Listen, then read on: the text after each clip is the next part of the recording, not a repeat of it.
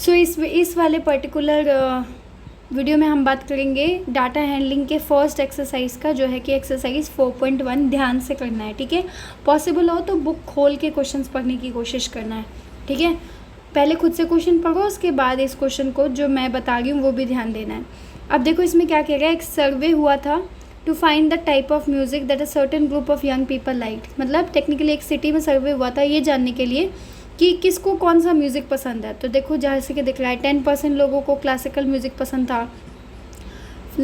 Folk song, जो मतलब folk songs क्या होते हैं आगे वो मतलब टेक्निकली जैसे बिहार का कोई सॉन्ग हो गया है ना, भांगड़ा पंजाब का होता है फोक सॉन्ग्स। ठीक है, सेमी क्लासिकल 20% है, तो वही लिखा हुआ है एडजॉइनिंग पाई चार्ट, यानी सामने दिए गए पाई चार्ट में, सामने दिए गए पाई चार्ट मतलब इस वाले पाई चार्ट में आपको दिख रहा है परसेंटेज दिया हुआ है। तो एग्ज़ाम में ये मत सोचना कि पाई चार्ट कहाँ है, पाई चार्ट बगल में है। ठीक है, तो कह रहा है अब इस पाई चार्ट को देख करके आप आंसर बताइए कि अगर 20 पीपल लोगों को क्लासिकल म्यूज़िक पसंद था तो कितने यंग पीपल को सर्वे किया गया था। ठीक है, तो अब यहाँ पे देखो हमें इतना पता है क्योंकि इसने बोला कि 20 पीपल को पसंद है क्लासिकल म्यूज़िक, पर आप मुझे बताइए कि कितने लोग थे। यानी हमें ये तो पता है कि 20 पीपल वो हैं जिनको पसंद है classical music, they like classical music, but हमें ये पता नहीं है टोटल कितने में से, टोटल कितने लोग थे जिसमें से 20 लोग को क्लासिकल पसंद है। मतलब हमें सिर्फ टोटल निकालना है। ठीक है, टोटल निकालना है। जैसे मान लो 100 लोग थे, उसमें से 10 लोगों को पसंद था पिज़्ज़ा खाना, तो हम क्या बोलेंगे 10%, 10 पीपल बोलो या 10% बोलो। वैसे यहाँ पे 20 पीपल को क्लासिकल म्यूज़िक पसंद था। अब आप बताइए कितने यंग पीपल को सर्वे किया गया। मैं बहुत डिटेल में, बहुत बेसिक से इसलिए बता रही हूँ, ठीक है, ताकि समझ में आए, डाउट की कोई गुंजाइश नहीं हो, क्योंकि हर इंसान मास्टर हो ज़रूरी नहीं है। I understand that. ओके, तो हम इसको लेते हैं लेट द क्वेश्चन नंबर 1। ध्यान से देखना, क्वेश्चन नंबर 1 का फर्स्ट पार्ट सॉल्व कर गए, यानी ये वाला कर गए हम अभी सॉल्व। कौन सा? ये वाला क्वेश्चन 1 का फर्स्ट पार्ट है let the number of people. क्योंकि हमें नहीं पता ना कितने लोगों को सर्वे किया गया, हम तो गेस कर गए। तो लेट द नंबर, लेट कब लगाते हैं? जब हम गेस करते हैं। तो let the number of people be x, मान लेते हैं एक्स लोग थे, कुछ लोग थे, कितने पता नहीं, तो कुछ नहीं पता तो एक्स डाल देंगे। ओके, लेकिन हमें पता है कि 10% लोगों को पसंद था, तो 10% of how much we don't know, तो एक्स का 10%, जितने लोग थे उसका 10%, ठीक है, इज इक्वल्स टू 20, मतलब उसमें से 20 लोग को पसंद था। तो ये बनेगा आपका फॉर्मेट 10% ऑफ एक्स, यानी सपोज करो अगर एक्स मान लो कि एक्स जो है 300 था, तो इसका मतलब हम एक्स की जगह पे 10% ऑफ 300 लिख सकते थे। लेकिन इस क्वेश्चन में हमें पता ही नहीं है 300 के बारे में, तो हमने 300 की जगह पे एक्स लिख दिया, क्योंकि हमें तो पता नहीं है ना, हमें तो पता करना है। उसमें से जो भी आया वो 20 था। ठीक है, तो अब हम क्या करेंगे, 10% of X is equals to 20 हमने कर दिया ऑलरेडी, ऊपर मैंने फॉर्मेट बना दिया है। ठीक है, तो परसेंटेज का मतलब क्या होता है बच्चे? परसेंटेज का मतलब होता है 100, तो 10% का मतलब होता है 10/100। ध्यान देना, अगर मैंने कहा 8% फ्रैक्शन में लिखो तो इसका हो जाएगा 8/100। मैंने कहा 6%, तो इसका मतलब 6/100। ठीक है, तो यहाँ पे आपके क्वेश्चन में कितना दिया है बच्चे? 10%, तो ये क्या हो जाएगा 10/100 हो जाएगा। ठीक है, 10/100 होगा इंटू हमें नहीं पता तो एक्स। ऑफ का मतलब क्या होता है? ध्यान देना, ऑफ का मतलब ही होता है एक्स। क्या होता है ऑफ का मतलब? ऑफ का मतलब होता है मल्टीप्लाई। ठीक है, तो 10% of X is equals to कितना है? 20। ठीक है, तो अब अभी अलजेब्रिक एक्सप्रेशन का लॉजिक लगाओ, 10/100 जैसा है वैसा रह जाएगा। ओके, रुको, इससे भी इजी मेथड है, एक्स को यहाँ छोड़ देते हैं। ओके, और ये जो 20 है उसको भी वहीं छोड़ देते हैं। ये वाला जो पार्ट है ना, ये वाला पार्ट, इसको हम इधर लेके आएंगे, यानी कि x इज इक्वल्स टू, अगर मैंने 20 यहाँ लिख दिया है तो 10/100 किधर आएगा? 10/100 आपका आएगा, 10/100 आपका इधर आ जाएगा, इसमें इधर आ जाएगा। तो इसको अगर मैं इमेजिन करूँ तो x इज इक्वल्स टू 20 मैंने लिखा है, तो ये 10/100 हम क्या करेंगे? इधर लिख देंगे। ठीक है, तो इंटू 10/100, तो 0 से 0 कट गया, इस ज़ीरो से ये वाला ज़ीरो कट गया, नहीं सॉरी, इस ज़ीरो से ये वाला ज़ीरो नहीं कट पाएगा, सॉरी।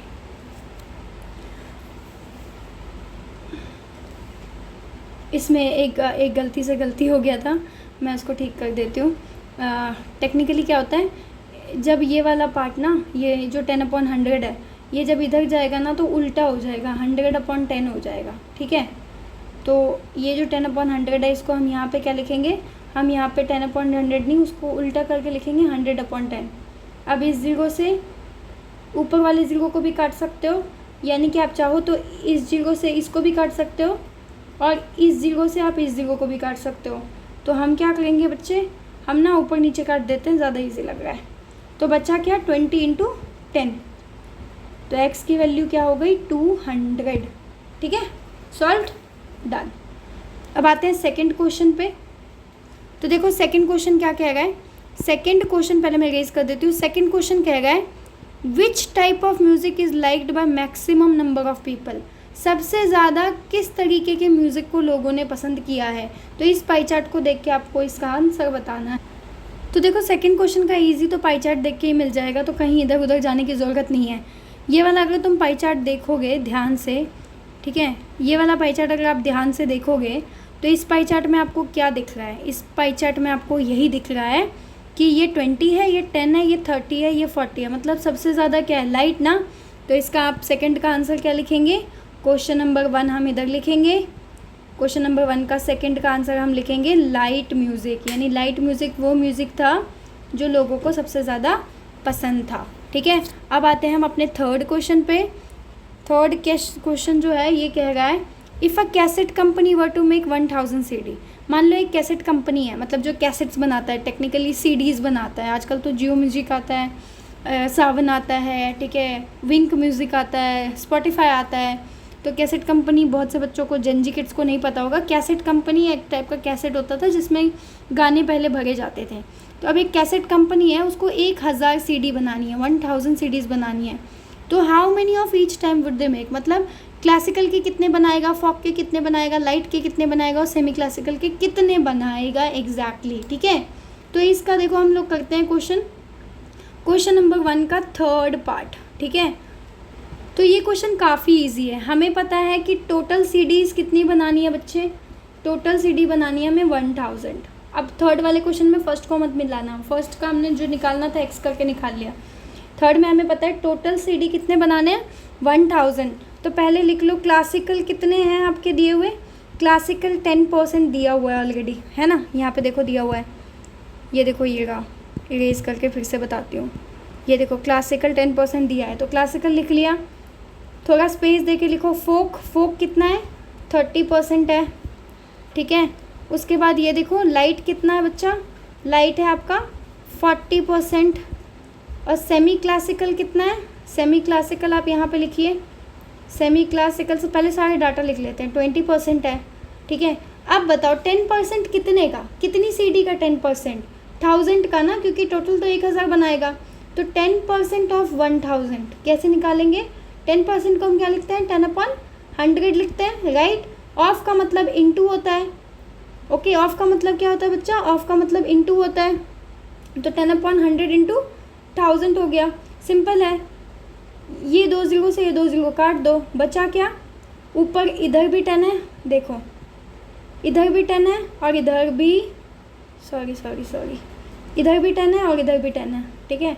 तो दोनों को मल्टीप्लाई कर दो, मल्टीप्लाई कर दोगे 10 × 10 इज इक्वल्स टू 100, सिंपल। अब देखो 30% है, ठीक है। अगला क्या है, अगला है आपका फोक। अब मैं इसकी बात कर रही हूँ, इसको निकालेंगे। तो अगेन 30% है, 30% को हम क्या लिखते हैं, 30/100। मल्टीप्लाई किससे होगा, मल्टीप्लाई होगा ये 1000 से, मतलब यहाँ लिख दो 30% ऑफ 1000, ऑफ का मतलब मल्टीप्लाई, टोटल CD को 30% से मल्टीप्लाई करना है। तो ये 2 0 से 2 0 कट गया, तो बच्चा क्या, 30 × 10 दैट इज़ 300। इधर देखो लाइट म्यूज़िक कितने लोगों को पसंद है, 40%, कितने का, टोटल कितने थे, तो ऑफ 1000, 1000 में से 40%, 1000 में 40% ऐसे लोग थे जिसको लाइट म्यूज़िक पसंद था। ठीक है। तो 40% को लिखेंगे 40/100, मल्टीप्लाई कर देंगे हम इसको 1000 से, 2 0 से 2 0 कट गया, बचा क्या 40 × 10, 40 यहाँ पे बचा, 40 यहाँ पे बचा, 10 यहाँ पे बचा, दोनों को हमने साथ में रख दिया। अब इसको मल्टीप्लाई करके आंसर लिख दो, तो 40 10 400 आंसर आया। सेमी क्लासिकल कितने को पसंद था? 20%। कितने टोटल कितने बनाने थे? 1000, यानी चारों के चारों पार्ट को 1000 से आपने मल्टीप्लाई करना है। ऐसा क्यों? क्योंकि क्वेश्चन में ऑलरेडी, यहाँ देखो क्वेश्चन में ऑलरेडी लिखा है if a cassette company were to make, अगर कैसेट कंपनी को 1000 CD बनानी है तो हम सारे पहले सबके सब का वैल्यू लिखेंगे और उसमें ऑफ 1000 करके हमने आंसर निकालना स्टार्ट कर देना है। तो 20% यानी 20/100 मल्टीप्लाइड बाय 1000, 00 से 00 कट गया, बचा क्या 20 × 10 that is 200 answer. That's all, हमारा ये क्वेश्चन सॉल्व हो गया। ठीक है, हमारा ये फर्स्ट क्वेश्चन सॉल्व हो गया है। आपको प्रैक्टिस करना है, बिना प्रैक्टिस किए नहीं समझ में आएगा, तो ज़्यादा कंफ्यूज नहीं होना है। एक एक बार क्वेश्चन को सुनो, नहीं समझ में आ रहा है बैक करो, बार बार बैक करके बार बार समझने की कोशिश करो, क्या कहने की कोशिश कर लो। ठीक है, तो इसको सॉल्व करना बहुत ईजी है। अब हम करेंगे क्वेश्चन नंबर 2। देखो क्या है, a group of 360 people were asked to vote. Total 360 people थे जिनको वोट करने को कहा गया कि आपका फेवरेट सीज़न क्या है, भैया बताइए आपका फेवरेट सीज़न क्या है। तो 360 पीपल ने अपना अपना वोट दिया। तो ये डाटा जो सामने आपको दिख रहा है ना बच्चा, ये वाला डाटा सामने आया। ये डाटा क्या कह रहा था? ये डाटा कह रहा था कि 90 लोगों को क्या पसंद था? समर। रेनी लोगों को क्या, रेनी कितनों को पसंद था? 120 को। विंटर कितने लोगों को पसंद था? 150 पीपल को पसंद था। तो पहला क्वेश्चन जो है वो तो यहीं से सॉल्व हो गया। ठीक है, मैं यहाँ पे लिख भी देती हूँ। क्वेश्चन नंबर 2 का फर्स्ट पार्ट देखिए आप लोग। क्वेश्चन नंबर 2 का फर्स्ट पार्ट क्या है? फिर से क्वेश्चन पढ़ रही हूँ, मैं बार बार पढ़ रही हूँ कि कहीं से कोई कन्फ्यूज़न नहीं हो। टोटल 360 पीपल को वोट करने को कहा गया। सब ने अपना अपना वोट किया, जो कि इस पाई ग्राफ में दिखाया हुआ है।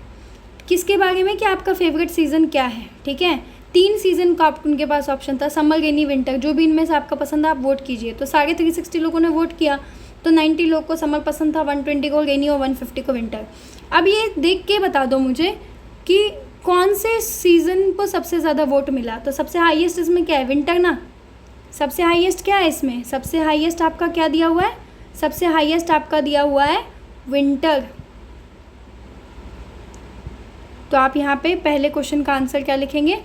इसका आंसर विंटर है। विच season got the most vote? तो क्वेश्चन नंबर 2 का फर्स्ट पार्ट है विंटर। कितने वोट मिले बच्चे इसको? 150। सेकेंड क्वेश्चन देखो क्या कह रहा है, find the central angle of each sector. अब इस पे आपको ध्यान देना है, सेंट्रल एंगल कैसे निकालना है। तो पहले आपको इसके लिए बनाना है, सेकंड पार्ट में बना रही हूँ, पहले आपको इसके लिए एक टेबल बनानी है। टेबल में आप देखो क्या क्या लिखेंगे। टेबल के फर्स्ट पार्ट में आपको लिखना है, को मैं स्ट्रेट एंगल से बना देती हूँ।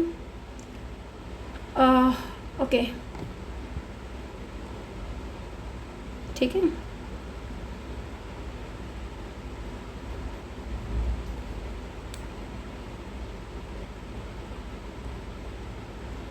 ओके, ये साइड थोड़ा टेढ़ा हो गया, कंफ्यूज मत होना। तो सबसे पहले हम टेबल में लिखेंगे सीज़न कौन कौन सा दिया है। ठीक है, डब्बा बनाएंगे। सीज़न के बाद आपको लिखना है नंबर ऑफ़ वोट, किसको कितना वोट मिला है, वो ऑलरेडी पाई चार्ट में लिखा हुआ है।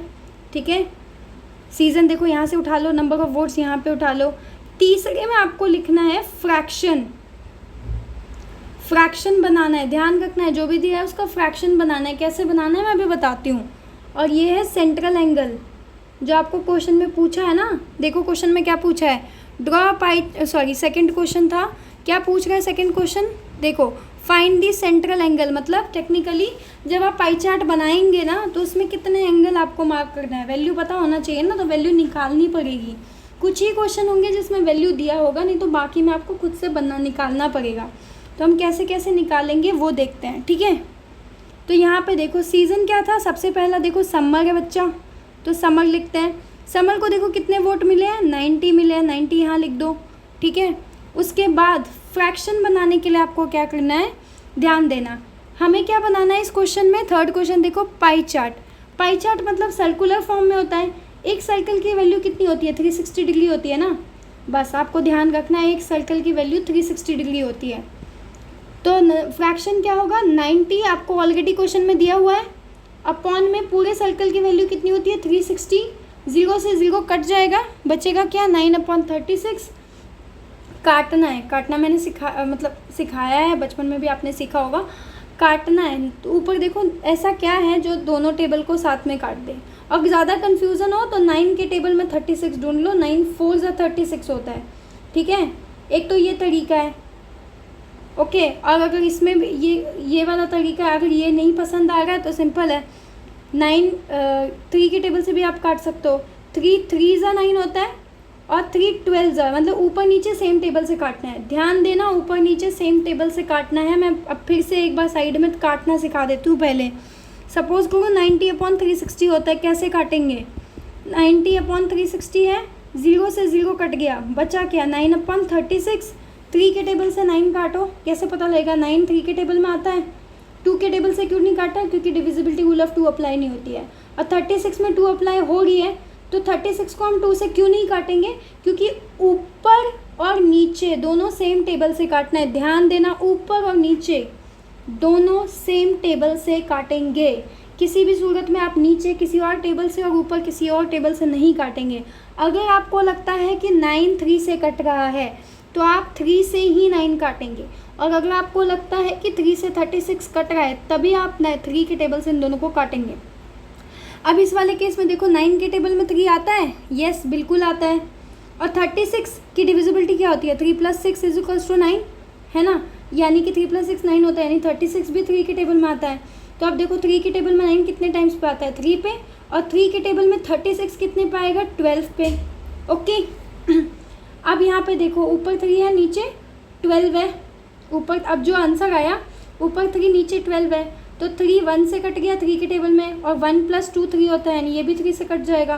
कितने पे 3 के टेबल में 12 कितने पे आता है 4 पे आता है, ठीक है। एक बार मैं फिर से कर रही हूँ इसको। पीछे आंसर आया था आपका 3/12। 12 हम कैसे पता किए, 1 + 2 3 होता है, यानी ये भी 3 के टेबल से कट रहा है, ये भी 3 के टेबल से कट रहा है, तो ही काटेंगे। अगर दूसरे टेबल से कट रहा हो तो हम दूसरे टेबल से काटेंगे। अगर ऊपर 2 से कट रहा है नीचे 3 से, तो ऐसे नहीं, आपको दोनों सेम टेबल से कटना चाहिए। तो 3 1 ज़ा 3 4 ज़ा, तो 1/4 आया आपका आंसर। ये तो मेथड 1 था। और अगर 9 का टेबल याद आ जाए, क्योंकि 9 का टेबल याद करना थोड़ा, आजकल जेनजी बच्चों को 9 की टेबल नहीं याद आती, sorry, okay that's really funny. 9/36, सो 9/36 को हम कैसे काट सकते हैं, 9 के टेबल को लिख लो, 0 9 आता है ना, 0 1 2 3 4 5 6 7 8 9, उल्टा लिखो 0 1 2 3 4 5 6 7 8 9। तो 9 का टेबल में 9 कितने टाइम्स पे आया 1 पे, और 36 कितने टाइम्स पे आया 4 पे, तो हमारा आंसर 1/4 आया, जो हम यहाँ पे लिख देंगे 1/4। अगला देखो सीजन क्या है, सेंट्रल एंगल बाद में निकालेंगे, पहले ये निकालते हैं। रेनी में देखो नंबर ऑफ वोट कितना दिया है, यहाँ देखो 120 दिया हुआ है, तो कितना था 120, और एक सर्कल की पूरी वैल्यू क्या होती है 360। हम 360 क्यों ले रहे हैं, क्योंकि पाई चार्ट बनाने कह रहा है, यानी सर्कल की वैल्यू हमें निकालनी पड़ेगी फ्रैक्शन में कन्वर्ट। बिना फ्रैक्शन में कन्वर्ट किए आप सेंट्रल एंगल नहीं निकाल पाएंगे, तो प्लीज़ इसको स्किप ना करें, ठीक है।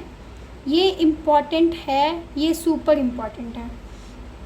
तो 120/360 कैसे काटेंगे ये भी देख लो। 0 से 0 कट गया, बचा क्या 12/36। अब ये देखो 2 के टेबल से कटेगा, 2 के टेबल में 12 6 पे गया, और 2 के ही टेबल में 36 को काटेंगे, तो आपका डिवाइड करके देख लो कितने पे आता है। 2 1 ज़ा 2 1 6, 2 8 ज़ा 16 कट गया, 18 पे आया, तो यहाँ पे 18 लिख देंगे, ओके क्लियर। ये सारा मैं इरेज कर देती हूँ ताकि कन्फ्यूज़न क्रिएट ना हो। अभी भी देखो दोनों के दोनों जो है कट सकते हैं। 2 के टेबल में 6 3 पे कटेगा, हमें तब तक काटना है जब तक ऐसा सिचुएशन ना आए कि कोई किसी टेबल से ना कटे। तो 2 के टेबल में 6 आया 3 पे, और 2 के टेबल में 18 आया 9 पे। ये आपका मेथड 1 था।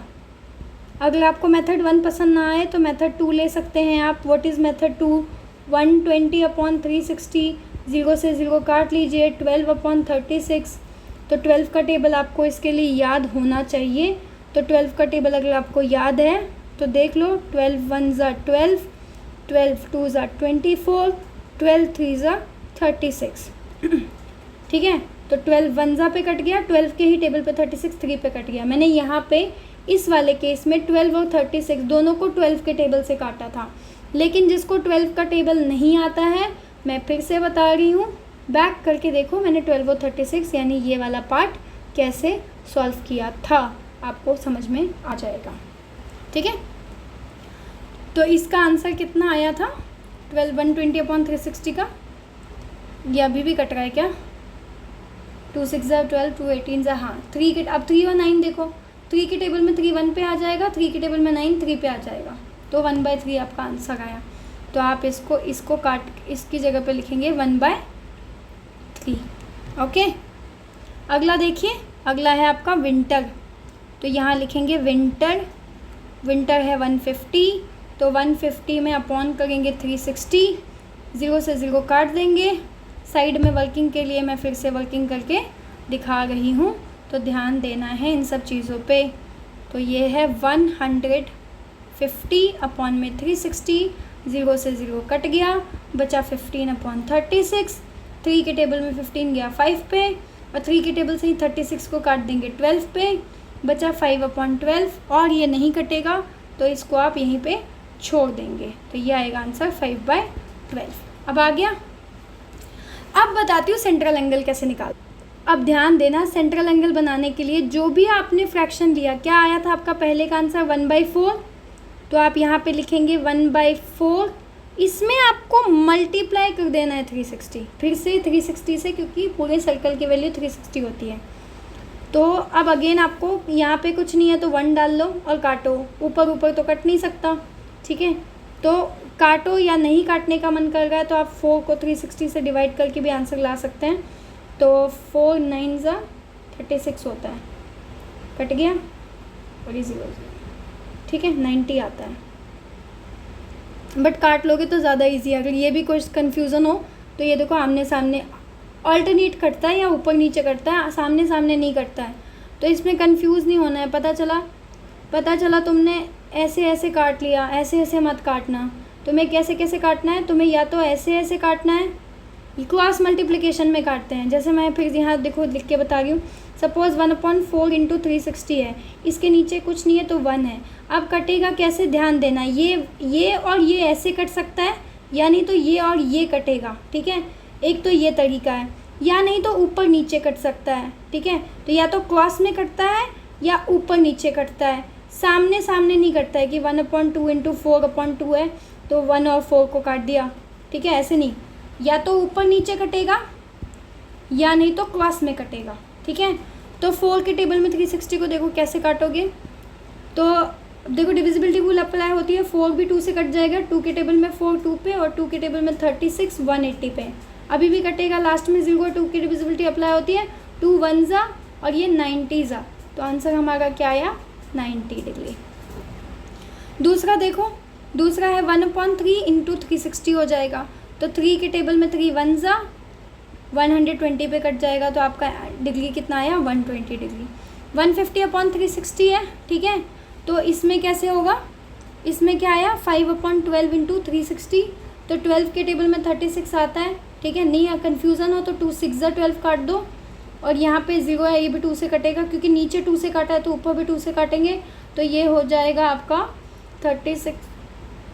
डिवाइड करके देख लो, कन्फ्यूज़न हो तो 2 1 ज़ा 2 1 6 नीचे आया, 2 8 ज़ा 16 कट गया 0 180। ठीक है, तो ये हो गया आपका 2 6 ज़ा 12 और यहाँ पे हो जाएगा 180। अब 2 3 ज़ा 6 और 180 कट जाएगा। 2 के टेबल से मैंने 6 को काटा, ध्यान देना 2 के टेबल से मैंने 6 को काटा है, तो मैं 2 के टेबल से 180 को काटूंगी तो ये 90 आ जाएगा।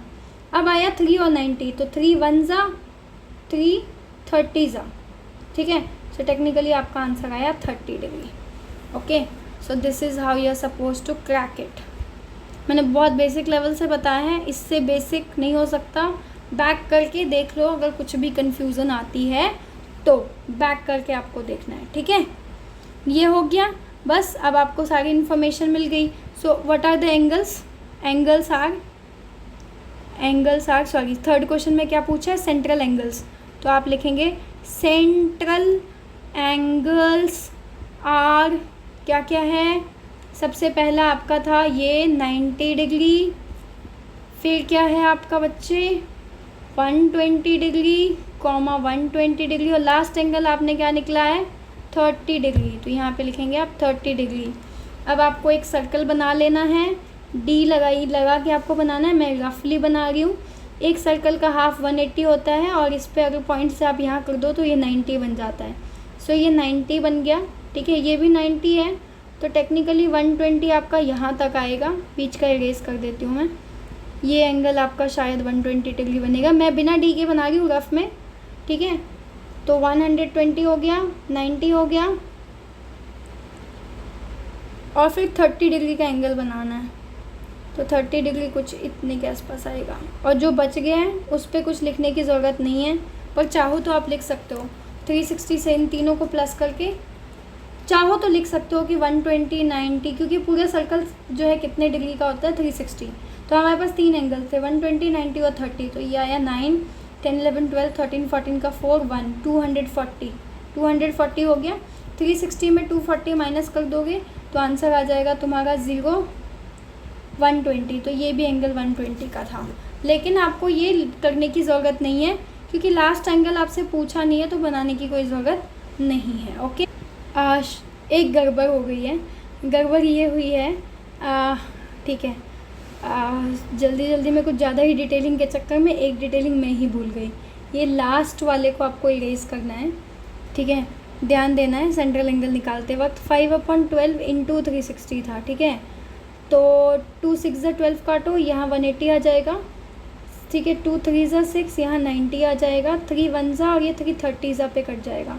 तो अब बचा क्या 5 इधर बचा इंटू 30, तो 150 डिग्री इसका आंसर आना था, ठीक है। तो टेक्निकली ये जो लास्ट वाला एंगल है ना 30 डिग्री नहीं है बच्चा, ये 150 डिग्री का एंगल है, ठीक है। तो हम ये लास्ट वाला एंगल यहाँ से भी इरेज कर देंगे, ओके, ये इरेज कर देंगे हम, और 150 डिग्री का एंगल हम बनाएंगे। तो यहाँ पे जो तीसरा एंगल दिया है वो 2 एंगल बना दिया, तो तीसरा एंगल जो है वो अपने आप निकल जाता है 150 डिग्री, याद रखना है आपको, ठीक है। चलिए अब थर्ड क्वेश्चन पे आते हैं हम लोग। सो थर्ड क्वेश्चन, एक सेकेंड, थर्ड क्वेश्चन हमारा क्या कह रहा है बच्चा, कह रहा है draw pie chart showing the following information, the table shows the colours preferred by a group of people, ठीक है। तो यहाँ पे देखो इस वाले क्वेश्चन में पाई चार्ट की वैल्यू निकालना है, तो आपको फिर से टेबल बनाना पड़ेगा, कलर, नंबर ऑफ पीपल,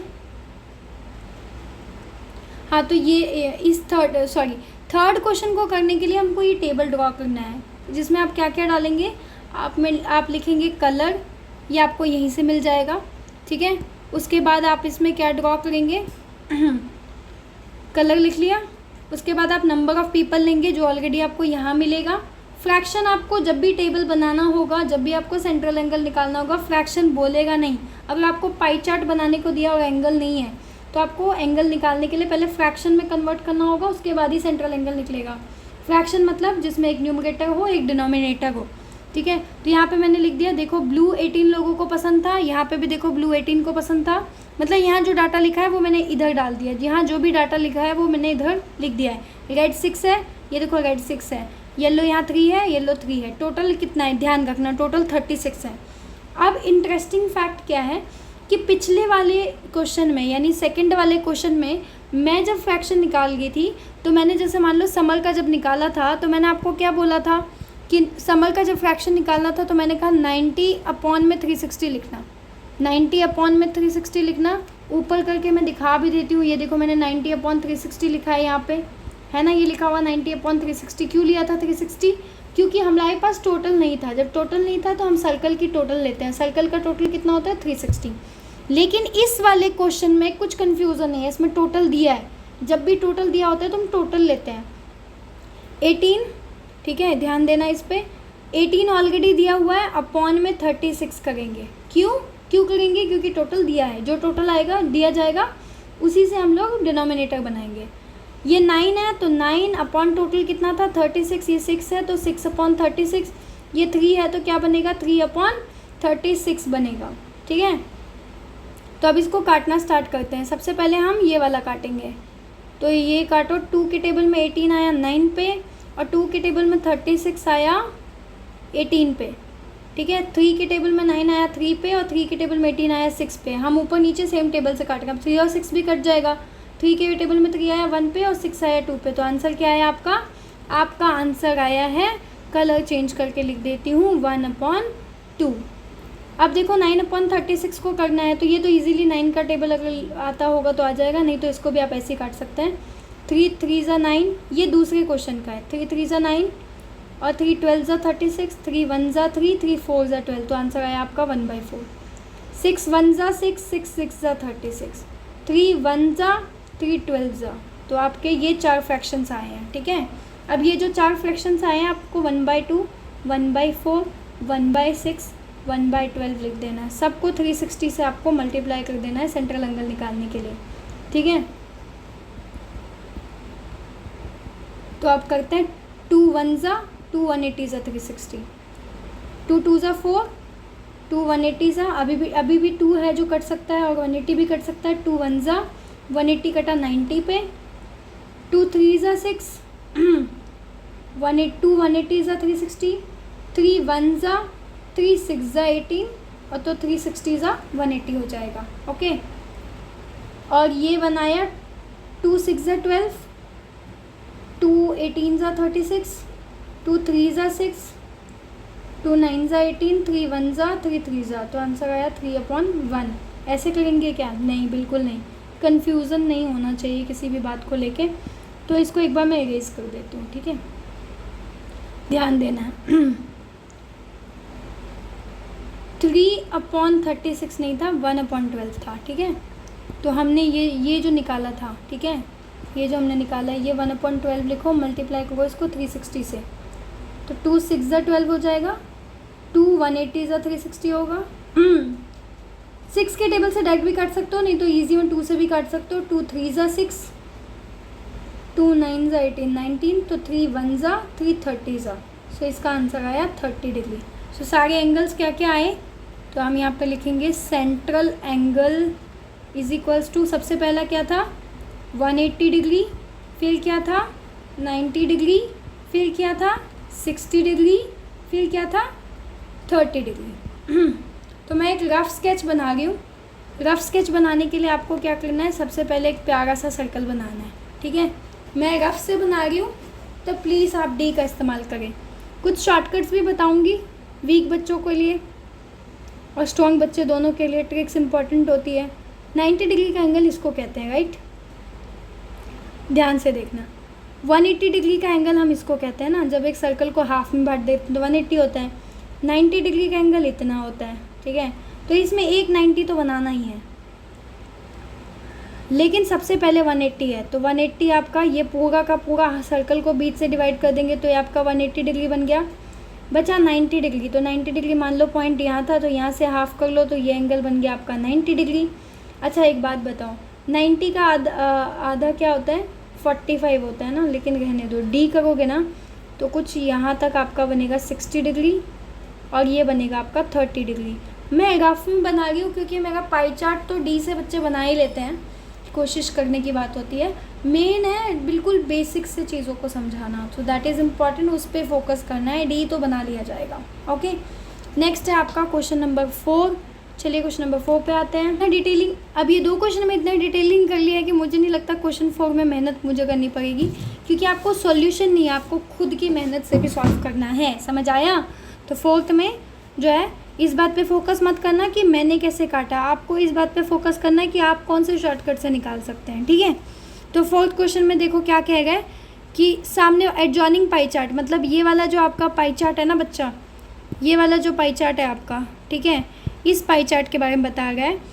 ये पाई चार्ट बताया गया है marks scored in an examination by student. एक स्टूडेंट ने अलग अलग सब्जेक्ट में कितने मार्क्स को स्कोर किया था, Hindi, English, math, social science और साइंस उसका सब्जेक्ट है। अगर टोटल मार्क्स जो उसको ऑब्टेन हुआ है वो 540 है, तो अब बताइए। तो क्वेश्चन नंबर 4 में क्या है, टोटल मार्क्स आपको क्या दिया हुआ है डार्लिंग, दिया है 540, ठीक है। सब्जेक्ट्स दिया है, अपने को कोई लेना दिया है, अपने को टोटल मार्क्स पे फोकस करना है। In which subject did the student score 105। तो पहले हम इसके लिए भी टेबल बनाएंगे, क्योंकि हमें सबका क्योंकि क्वेश्चन पढ़ लेते हैं पहले। चलो, in which subject did the student score 105 degree, ठीक है। सेकेंड क्वेश्चन है, how many more marks were obtained by the student in mathematics than Hindi, mathematics और हिंदी के में ज़्यादा मार्क्स किस में आए। और थर्ड क्वेश्चन है, एग्जामिन करिए कि sum of the marks obtained in social science and maths, की सोशल साइंस और मैथ्स के मार्क्स को अगर मिला दिया जाए तो क्या वो साइंस एंड हिंदी से ज़्यादा होगा, ठीक है। तो इसके लिए अब हम बनाएंगे टेबल। पहले सब कुछ भूल जाना है, अपने को बस टेबल बनाना है, जो जो इन्फॉर्मेशन दिया है वो लिखना है। तो सबसे पहले आपको क्या लिखना है, सब्जेक्ट, ठीक है। उसके बाद आपको लिखना है सेंट्रल एंगल, क्योंकि अपने को सेंट्रल एंगल भी निकालना है, ठीक है। क्योंकि इस वाले क्वेश्चन में ध्यान से अगर देखोगे तो पाई चार्ट दिया हुआ है, अपने को सेंट्रल एंगल निकालना नहीं है बच्चे, सेंट्रल एंगल ऑलरेडी निकला हुआ है। देखो 90 डिग्री, 65 डिग्री, 80 डिग्री क्या है, सेंट्रल एंगल निकला हुआ है इस क्वेश्चन में, ध्यान देना है। तो अपने को लेकिन फ्रैक्शन में निकालना है, ठीक है। और उसके बाद आपका आएगा क्या, मार्क्स ऑब्टेन्ड, कितने मार्क्स आए वो अपने को पता करना है, ठीक है। तो सब्जेक्ट में चलो पहले लिख लेते हैं इंग्लिश, फिर लिखेंगे हिंदी, फिर लिखेंगे साइंस, फिर लिखेंगे हम सोशल साइंस, फिर लिखेंगे मैथ्स, ठीक है। अब देखो सेंट्रल एंगल हमें क्या दिया है, देखो इंग्लिश में कितना दिया है, देखो यहाँ पे 55 डिग्री, ठीक है। इरेज कर देते हैं इसको। अगला क्या है, हिंदी, हिंदी देखो कितना दिया है, हिंदी दिया है आपका 70 डिग्री। अगला है साइंस, साइंस में देखो कितना दिया है 80 डिग्री। सोशल साइंस में देखिए आप कितना दिया हुआ है, ठीक है। तो सोशल साइंस में आपका दिया है ये 65 डिग्री। मैथ्स में देखो बच्चे कितना दिया है, तो मैथ्स में आपका दिया है 90 डिग्री। अब फ्रैक्शन में निकालेंगे तो 55, ठीक है। और 55 अपॉन में क्या, अपॉन में 360, क्योंकि एक सर्कल की पूरी वैल्यू क्या होती है 360। 70 अपॉन 360, 80 अपॉन 360, 65 अपॉन 360, 90 अपॉन 360। अभी खुद से काट के मेरे को बताना है क्या क्या आंसर्स निकले हैं, ठीक है। काटने की प्रैक्टिस करनी पड़ेगी, डिविजिबिलिटी रूल्स को ध्यान में रखना है, ठीक है। तो 55 अपॉन 360 को अगर आप कटोगे तो 11 से काट सकते हो, 11 5 और नहीं सॉरी 5 की डिविजिबिलिटी अप्लाई होती है, 5 11 55 कर लो, और ये 360 तुम्हारा बेबी कट जाएगा 72 टाइम्स पे, ठीक है। डिवाइड करके देखना आ जाएगा, ये 0 से 0 कट गया, बचा 7 अपॉन 36, तो इसका 7 अपॉन 36 ही रह जाएगा, क्योंकि और किसी टेबल से जानेगा। ये 0 से 0 कट गया, बचा 8 अपॉन 36, तो ये कट के हो जाएगा 8 1 ठीक है। नहीं तो फिर नहीं 2 4 8, 2 18 13, 2 2 2 9 2 अपॉन 9 आएगा इसको काट के। और इसका कुछ नहीं कटेगा तो 5 के टेबल से हम काट देंगे 65 को, 5 13 65 और 360 आपका कट जाएगा 72 पे। मेरे को ये काटना आता है, आपको साइड में डिवाइड करके जो भी डिविजिबिलिटी रूल है उसको अप्लाई करके काटना है, ठीक है। 9 और 36, 9 1 9 4 36, ठीक है।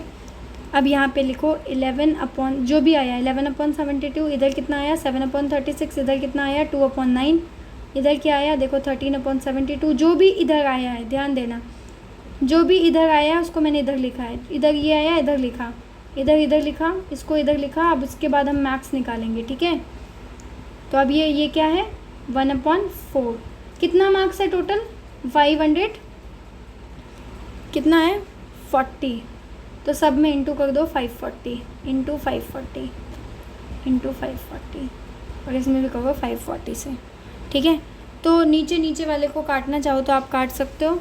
तो इसका आएगा 2 के टेबल में 72 को काटेंगे तो आपका, मैं नीचे काट के आंसर दे देती हूँ, ज़्यादा इजी रहेगा। 11 अपॉन 72 इंटू 540 हो गए। तो देखो 2 के टेबल में 72 को काटोगी अगर तो डिवाइड करके देख लो कितने पे आता है। 2 3 6 1, 2 नीचे, 2 6 12 0, तो ये हो जाएगा आपका कहाँ गया 2 के टेबल में 36 पे, 2 के टेबल में 36 पे 72 आता है, ठीक है। अब हम 2 के टेबल से नीचे जिसको एक ही टेबल से काटना है, 2 के टेबल में 540 काटो, डिवाइड करके देख लो 2 2 ज़ा 4, 1 4 नीचे आया, 2 7 ज़ा 14 कट गया, 0 नीचे आया, ठीक है, ये 0 ऊपर चला जाएगा तो यहाँ आएगा 270। अब 2 के टेबल में 13 आएगा, डिवाइड करके देख लेना 18 पे, और 270 आएगा 135 पे। अब ये कहीं से भी नहीं कटेगा तो हम डिवाइड करेंगे। जब हम डिवाइड करेंगे 18 को 135 से, 18 कहाँ से आया, ये 18 आया, ठीक है, और ये 135 अंदर चला गया। ओके, तो 18 1 ज़ा तो नहीं कटेगा।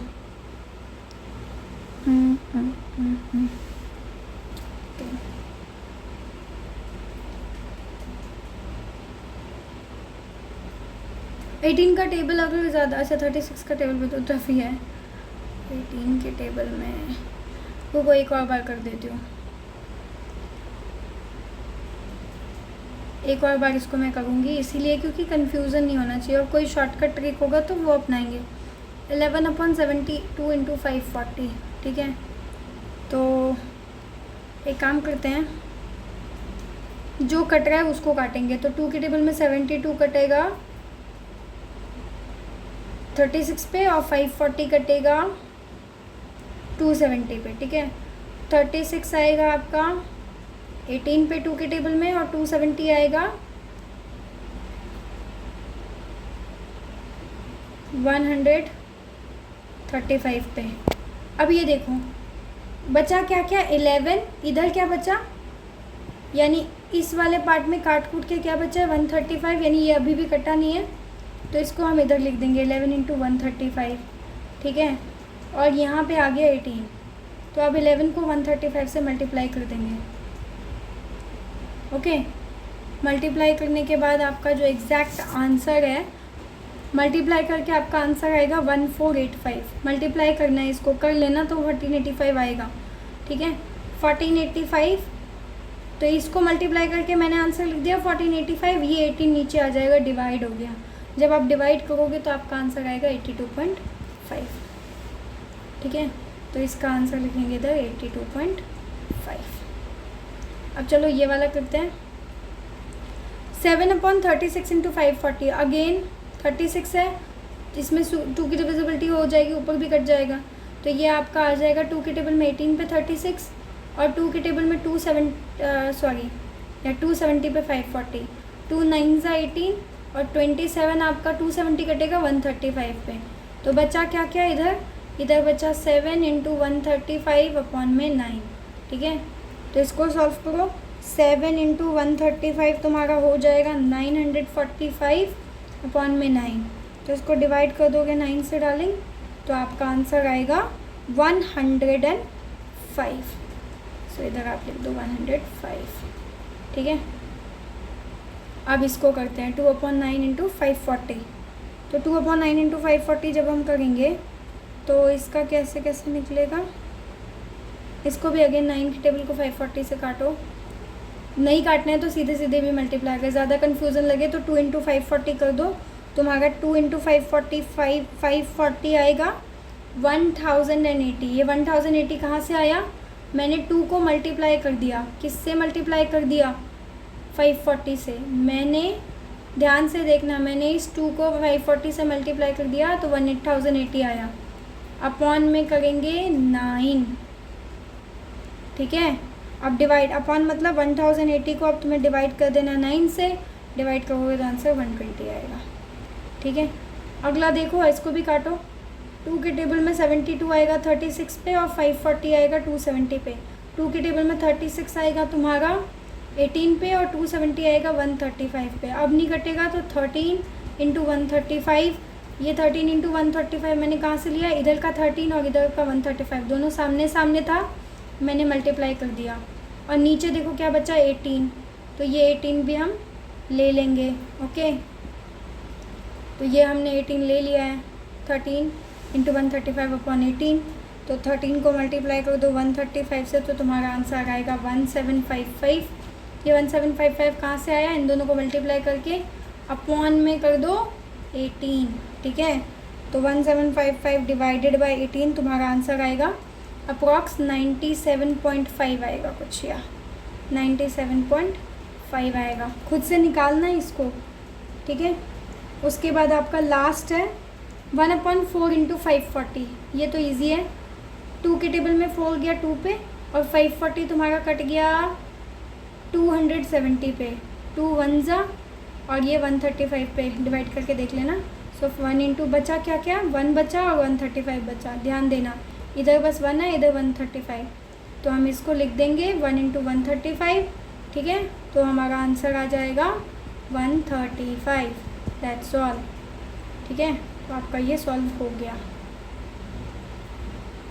अब ये बहुत खिचपिच हो गया है सॉल्व करने में, तो आप चाहो तो एग्ज़ाम में क्या करना, इसको ऐसे बना सकते हो, ठीक है। मैं इरेज कर रही हूँ, पीछे का समझ में आए तो बैक चले जाना, 10 मिनट पहले सब कुछ लिखा हुआ था। तो एग्ज़ाम में आपको क्या करना है, एग्ज़ाम में अगर आपको इतनी खिचपिच नहीं करनी है तो इससे बचने का एक निंजा टेक्निक है। निंजा टेक्निक क्या है, निंजा टेक्निक बड़ी सिंपल है बच्चे।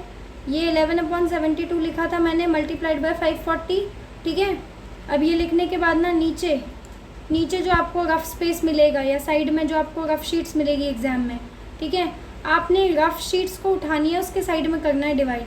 तो 11/72 ले लो, मल्टीप्लाई करो 540 से, काटो 72 को 36 से, 540 कटेगा 2 के टेबल में 270 पे कटेगा, 2 के टेबल में 36 18 पे कटेगा, 270 आपका 135 पे कटेगा, 2 के टेबल में 18 9 पे कटेगा, और 135 नहीं कटेगा, इसीलिए हम आखिरी कट क्या लगाएंगे, यहीं तक लगाएंगे, क्योंकि नीचे का कटा ऊपर नहीं कटा, तो हम पीछे वाला छोड़ देंगे। तो 11 इंटू 135 अपॉन में 18। अभी भी कन्फ्यूज़न है, मैं फिर से बताती हूँ। 11 इंटू 540 अपॉन में 18, यानी कि 11, यानी कि यहाँ काटो, 2 के टेबल में 18 9 पे कटा, ये कटा 270 पे, 9 नहीं कटेगा 270 से, 2 के टेबल में 9 आता है क्या, शिट कन्फ्यूज़न कि मैं खुद कन्फ्यूज़ हो गई हूँ। तो कुछ ज़्यादा ही मैं बहुत ज़्यादा डाउन चली गई हूँ ना, मतलब टेक्निकली लोगों ने 20 मिनट में कुछ सॉल्व कर दिया है, बट मैं 40 मिनट से एक चैप्टर करवा रही हूँ।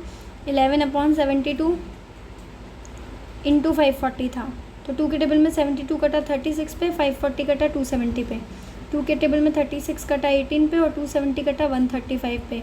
अब नहीं कटेगा, तो बचा क्या क्या, 11, 135 सामने था, और ये 18 अपॉन में आ गया, ठीक है। अब इसको मल्टीप्लाई करके जो भी आंसर आएगा वो आपको सॉल्व करके दिखाना है। तो टेक्निकली आप कहीं और सॉल्व करके आप सिर्फ आंसर लिख सकते हैं, जो कि हमारा आंसर अभी कितना आया था बच्चा, हमारा आंसर आया था अप्रॉक्स 82.5। तो यहाँ पे सिर्फ इज इक्वल्स टू में आपको 82.5 लिख देना है, नहीं तो आपको लगेगा कि शिट ज़्यादा ही हो गया, ठीक है।